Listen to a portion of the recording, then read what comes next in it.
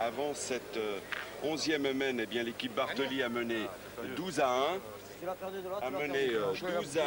Il faut savoir que Castellane est donc associé à Daniel Hernandez et Georges Savelli. C'est l'équipe qui est en orange. Et qu'en face, eh bien, il y a l'équipe en bleu composée d'Éric Bartoli, Bastien Santiago, Gérard Tamboura. Et d'ailleurs, cette équipe Bartoli a gagné en quart de finale face aux tenants du titre, Bangler, Roux et Cassiagli. Sur le score de 13 à 5, ce fut d'ailleurs une partie très disputée que nous avons suivie en partie. Vous allez voir quelque chose d'extraordinaire. Pratiquement du jamais vu dans cette Marseillaise qui fêtait, il faut le dire, cette année son 36e anniversaire.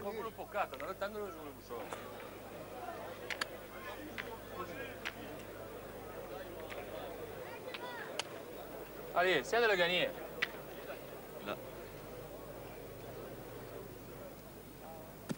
Voilà.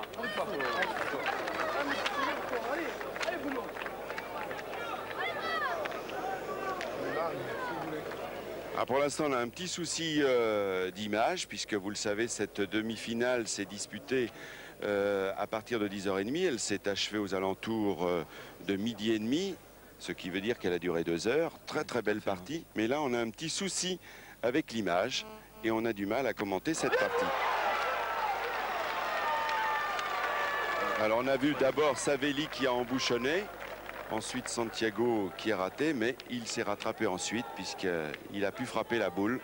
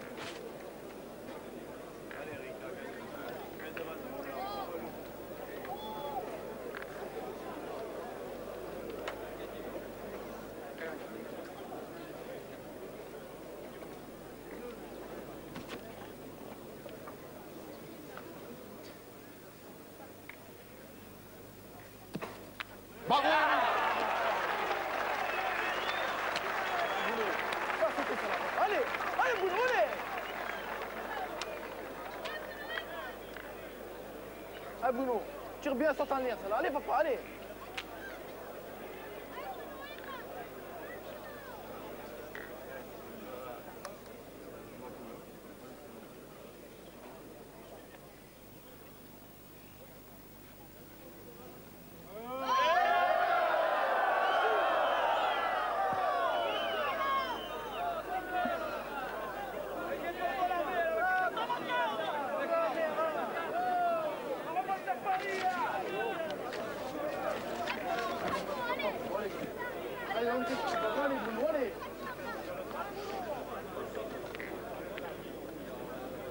En vous rappelant que toutes les parties dans ce mondial la Marseillaise avaient lieu en 13 points et que cette demi-finale, après ce carreau de Castellane, en sachant que la partie est arbitrée par René Balestrieri et Jean-Claude Jaffard. Et qu'au moment de cette 11e mène, alors qu'on vous l'a dit, Bartoli a mené 12 à 1, on est 12-11. Ça veut dire que tout se joue maintenant.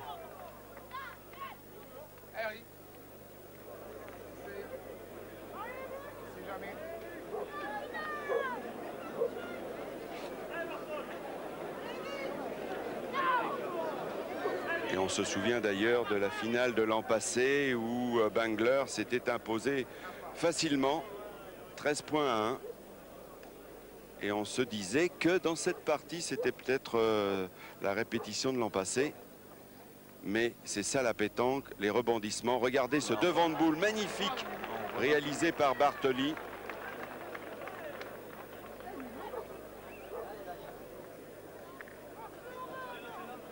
Un devant de boule très important qui a été réalisé donc par le milieu de l'équipe marseillaise.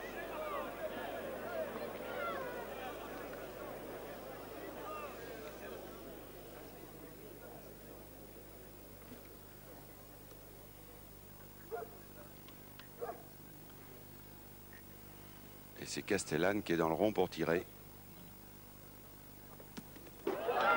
Et ça, c'est incroyable ce qui vient de se passer. C'était pas Castellane, c'était Hernandez. Il fait un trou, mais il vient de s'offrir une possibilité de finir, car au moment où il tape pour le point. Et là, tout d'un coup, il vient de se redonner le point, c'est-à-dire qu'il ne peut plus perdre sur la main à moins d'un accident, Marc Folliot, et il peut même gagner car il lui reste une boule. Là, il a eu un coup chanceux quand même. Parce que le bouchon est revenu, donc et maintenant ça lui laisse la possibilité de mettre le 13e point. Donc une boule très importante pour lui. Et tour à tour, c'est incroyable. Dans cette partie, les deux équipes ont eu la possibilité de gagner. Vous voyez Daniel Hernandez, c'est le plus jeune d'ailleurs de cette demi-finale. Il a 19 ans. Il va jouer pour le 13e point. Cette boule pèse. Elle pèse des tonnes même à ce moment-là. C'est une place pour la finale. Ouh là là. Et les Bleus respirent forcément. Cette boule n'est pas très bien jouée. Je crois qu'il a... Voilà donc comment s'est terminée cette 11e mène. Et les deux équipes sont 12 à 12. Alors on a occulté la 12e mène, vous ne la verrez pas. Sachez que les Bleus étaient en perdition. Les Bleus étaient en perdition et il a fallu vraiment beaucoup de talent de la part de Bartoli pour tirer le bouchon. Il n'y est pas parvenu lors de son premier tir. Eric a fait deux choses fabuleuses. Déjà donc dans cette mène qu'on vient de voir, on a vu que Bartoli a sauvé donc sa partie en faisant un devant de boule fabuleux. Il a aussi réussi à traîner le bouchon dans ses boules, donc ce qu'il a sauvé. Et sur la mène que nous n'allons pas voir, donc malheureusement, il a fait quelque chose d'extraordinaire. Il a tiré le bouchon pour sauver son équipe. Et on se retrouve maintenant dans la 13e mène. Donc 12 partout entre les deux équipes. Voilà. Et on commence avec Savelli. Savelli qui a débuté cette partie vraiment sur la pointe des pieds. Il n'était pas trop dans son assiette, mais il s'est bien repris par la suite et il vient de faire un beau point. Maintenant, la pression est sur les épaules de Santiago. Voilà, bien tiré. Très très bien tiré. Il a eu un petit passage à vide au milieu de cette demi-finale. Il a un pourcentage de tir intéressant, mais il est un petit peu sur la descendante. Pourquoi? Parce que quand une équipe a mené 12 à 1 et que tout d'un coup on se retrouve 12 à 12, forcément la pression a changé d'épaule. Et Savelli va jouer sa deuxième boule, alors que l'on voit au ralenti le beau geste de Santiago, le tireur de l'équipe Bartoli. Savelli a fait un point à peu près là. Je pense que c'est un bon point. Une précision importante dans cette demi-finale. Autant jusqu'alors, tout autour du parc Borelli, dans les nombreux sites où on a pu disputer cette 36e Marseillaise, on a un peu joué sur du ciment. Effectivement, on jouait saupoudré de sable. C'était dur, alors que là, le terrain est plutôt mou. Alors attention, Santiago s'apprête à tirer.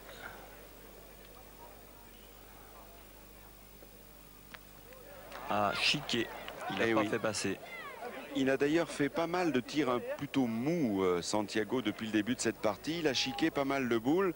Évidemment, ça met en difficulté de nouveau son équipe. Au départ de la partie, il a très bien tiré, mais là, la partie durant, peut-être qu'il a eu un peu de pression sur lui.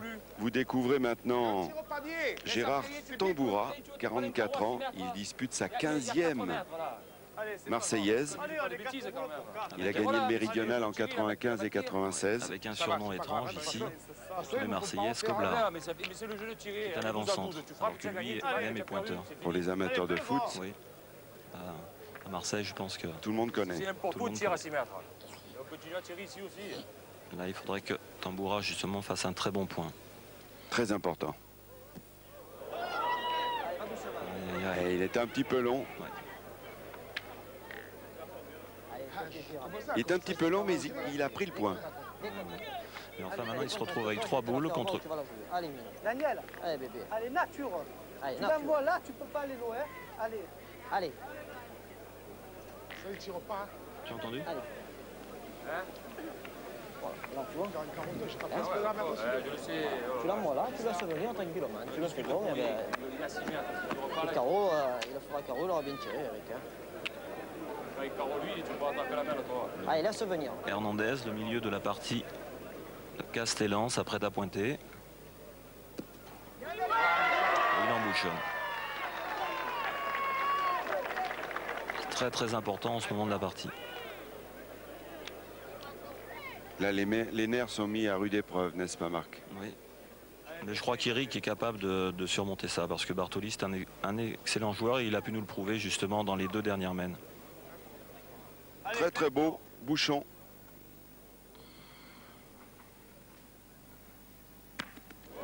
Et un carreau derrière. C'est du grand Bartoli. Bartoli qui a sauvé son équipe lors de la 12e mène. À 2 reprises. Maintenant, le problème, c'est que l'équipe de Castellan, donc, ils ont une boule de plus. Ils ont l'avantage de boule. Vous savez que ces 2 équipes, c'est un duel de copains. Ouais, oui. Car ces 2 équipes appartiennent toutes 2 au club boule de Florian. Ouais, ce sont Ils se connaissent bien. Effectivement, même Bartoli joue souvent avec Castellan. Ils se connaissent très très bien. Ne touche rien, ne touche rien, ne touche rien. Voilà, tu laisses venir. Et on vous rappelle que les 2 équipes sont 12 à 12. On sent la chaleur là quand même maintenant. Hein. Ah, puis on joue la finale. Ouais. Rebelote. Excellent point de Hernandez.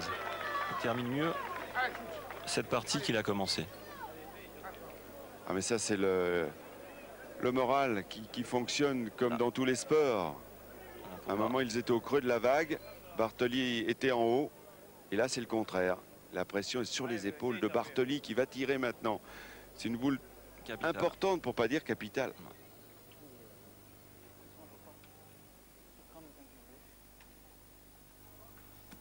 Aïe, aïe, aïe. Eric. Et d'ailleurs, on a vu Hernandez, le milieu de l'autre équipe, faire un bond de joie, car c'est vrai que la boule était capitale. Là, ils sont vraiment pas bien. Là, et oui, parce qu'il ne reste plus qu'une boule dans les mains de Tamboura. Là, je crois qu'Eric... Et pourtant, il a fait une partie extraordinaire. Et puis, malheureusement, ce trou. Tamboura au tir.